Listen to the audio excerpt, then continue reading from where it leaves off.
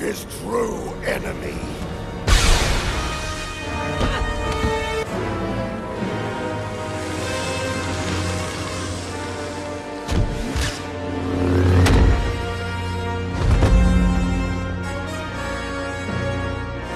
Comme vous l'avez vu dans l'intro, la vidéo d'aujourd'hui sera l'ultime théorie sur Snoke.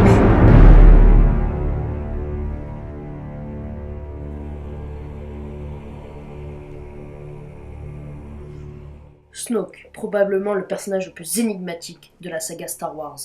Dans Star Wars 7, il nous était présenté comme quelqu'un d'immense, de sage, un mentor exceptionnel, un grand seigneur Sith.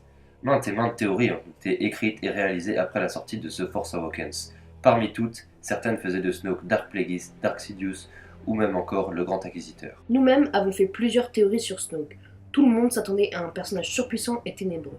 Malgré cela, il nous a démontré dans Star Wars 8 que Snoke débordait d'arrogance, d'orgueil et d'une puissance pas si exceptionnelle qu'il était prétendu après la sortie du 7e opus. À la suite de l'arrivée du guide visuel, il nous a même été annoncé que ce n'était même pas un Sith. C'est même sa soi-disant puissance qui le tua. En effet, nous avons affaire à une grosse scène de quiproquo dans la salle du trône et la mort de Snoke s'ensuit. C'est bien sûr la scène la plus mystérieuse du film. Personne ne s'attendait à une mort aussi précoce et aussi inattendue. C'était même la dernière chose que nous pouvions imaginer dans Star Wars 8. C'est par sa prétendue puissance qu'il se fait berner. Comment a-t-il fait pour ne pas sentir ou encore ne même pas entendre le sabre tourner à côté de lui? On peut prendre l'exemple de Palpatine qui, avant même de s'être dévoilé en Dark Sidious, avait conquis le Sénat de la République uniquement grâce à des mots et des discours. Snoke serait-il juste un grand politicien et rien de plus? Aurait-il utilisé son influence pour persuader Kylo Ren et même arriver à la tête du Premier Ordre?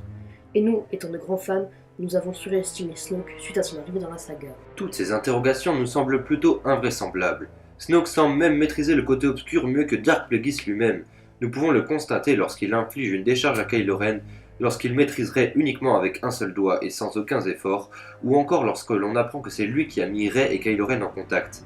C'est là que nous voulions en venir. Ne trouvez-vous pas ça étrange que Snoke prédise lui-même sa mort? Tout le monde croit en effet que lorsque Snoke parle en disant qu'il lit dans l'esprit de Kylo Ren, qu'il sent le sabre tourner, qu'il le tue son véritable ennemi, Soit c'est traduit de l'anglais, mais le plus juste pour les traducteurs aurait été de dire sa véritable ennemi s'il parlerait de Rey. C'est justement là le problème. Ce n'est pas Rey que Kylo Ren tue, mais bel et bien Snoke. Ce qui pourrait vouloir dire que Snoke avait lui-même prévu sa propre mort et fait croire à Kylo Ren qu'il s'était fait avoir. En effet, Kylo Ren croyait que le fait d'effectuer deux actions similaires d'un seul coup pourrait berner Snoke, mais en fait, il aurait fait exactement ce que Snoke voulait. De plus, le fait que Kylo Ren tourne le sabre pour frapper juste et d'un seul coup, ça marche, mais pas pour son mentor, pas pour Rey. On l'a bien vu lors de Star Wars 7 lorsque Kylo tue Lord San Tekka. Il ne prend pas le temps d'ajuster son sabre, et là, c'est la même chose dans Star Wars 8. Car si Kylo Ren n'avait pas tourné le sabre pour tuer Snoke, ce dernier aurait très bien pu intercepter le sabre. Snoke dira donc qu'il tourne le sabre pour frapper juste et d'un seul coup, pour qu'il se fasse tuer lui-même. On arrive maintenant à un autre point de la vidéo qu'il fallait aborder. Dans le guide visuel de Star Wars 8, il est dit que Snoke n'est pas un Sith, c'est seulement un utilisateur de la Force. Il est aussi dit que Snoke est un érudit de la Force, un petit peu comme Yoda, et qu'il aime aussi méditer sur son immense pouvoir, le passé, le présent et le futur. Mais attendez, s'il aime méditer sur le futur, comment a-t-il fait pour ne pas prévoir sa propre mort? Je pense au contraire qu'il l'avait prévu, et avait pris ses précautions avant. Il aurait pu, grâce à des rituels Sith, sortir son âme de son corps pour se réincarner dans un autre corps. Dans celui de Hux, pourquoi pas, mais nous aborderons le cas de Hux plus tard dans la vidéo. En effet, lors de Star Wars 8, on voit la projection du corps de Luke sur Krayt et son physique change, il est plus jeune. Ce qui voudrait peut-être dire que Snoke s'étant réincarné en Hux aurait pu berner son apprenti et Rey depuis le début. Pour changer autant d'apparence entre le corps de Hux et le sien, il faudrait évidemment qu'il soit plus puissant que Luke Skywalker pour changer autant son apparence. Ce qui pourrait être possible. Encore une fois, le guide visuel du 8e volet de cette saga nous indique quelque chose. Luke aurait contacté Snoke, sans savoir qui il était vraiment, durant la formation de son ordre Jedi afin de mener à bien sa quête de relique Jedi. Ce qui veut dire que Snoke a dû cacher sa puissance à Luke afin de ne pas être découvert. Ainsi, Luke ne saurait rien des plans de Snoke à ce moment-là de l'histoire. Ainsi, Snoke serait plus puissant que Luke, ce qui indiquerait comment a-t-il fait pour se projeter. Comme nous l'avons dit précédemment, Snoke aime méditer sur son futur.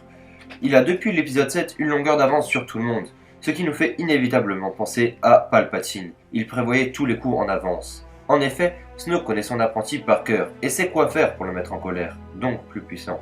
Ce qui nous fait encore penser à Palpatine avec Anakin. Et par la même occasion, si nous revenons à la scène de sa mort, le quiproquo n'en serait pas du tout un en fin de compte. Snoke dit que Kylo Ren doit tuer son véritable ennemi. Mais serait-ce pas Snoke son ennemi?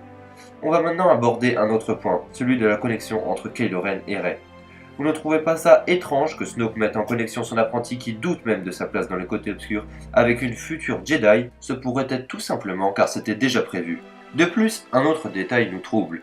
Si c'est vraiment Snoke qui a mis Kylo Ren et Rey en contact, alors pourquoi à la fin du film, lorsqu'il est présumé mort, Rey et Kylo Ren se voient une nouvelle fois à travers la Force? Ce détail serait encore une preuve que le personnage de Snoke soit encore vivant. Nous allons maintenant aborder un autre point de cette vidéo. Au début du film, Snoke dit qu'il ne considère Hux que comme un roquet enragé. Il ne se sert de lui qu'en tant que chef des armées et pour rien d'autre. Il ne l'utiliserait. Snoke dit aussi que son incapacité habilement menée pouvait s'avérer être une arme très affûtée. Comme nous l'avons dit précédemment, Snoke a toujours une longueur d'avance sur tout le monde et avait déjà tout prévu. Avait-il déjà prévu sa mort au début de Star Wars 8 lorsqu'il remet Kylo à sa place? Je pense que oui. Snoke est réellement puissant et pourrait avoir prévu les actions de Kylo Ren.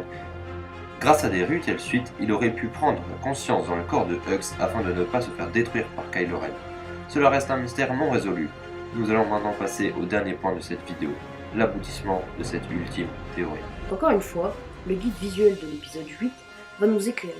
Il y est inscrit dans ce dernier que Snoke a ou a eu au moins un autre apprenti. Nous aimons croire que cet apprenti appartient à l'époque de la postologie. En effet, Snoke, déçu plusieurs fois par son apprenti, aurait pu en former un autre. Plus puissant, moins décevant, Snoke aurait donc formé son second apprenti dans le but de sortir Kylo Ren de son piédestal. Snoke aurait pu prévoir sa mort et prévenu son apprenti caché de venir suite à la trahison de Kylo Ren afin de venger son véritable maître et de prendre place aux côtés de son véritable maître, Snoke, afin de régner sur la galaxie jusqu'à ce que l'apprenti surpasse Snoke et le détruise une bonne fois pour toutes. J'aimerais aussi aborder un dernier point. Un point pas très élaboré, mais plutôt probable. En effet, Snoke est plutôt puissant. Cette puissance me semble vraiment démesurée. Vous rappelez-vous du fils de la lune de Mortis, présent dans Star Wars Clone Wars et dans Star Wars Rebels. Au final, Snoke pourrait carrément être un dieu. En effet, il meurt mais ne disparaît pas. Je trouve ça quand même un peu étrange, bien que le père dit qu'il a pris tout son pouvoir en se tuant. En effet, Snoke semble réellement puissant.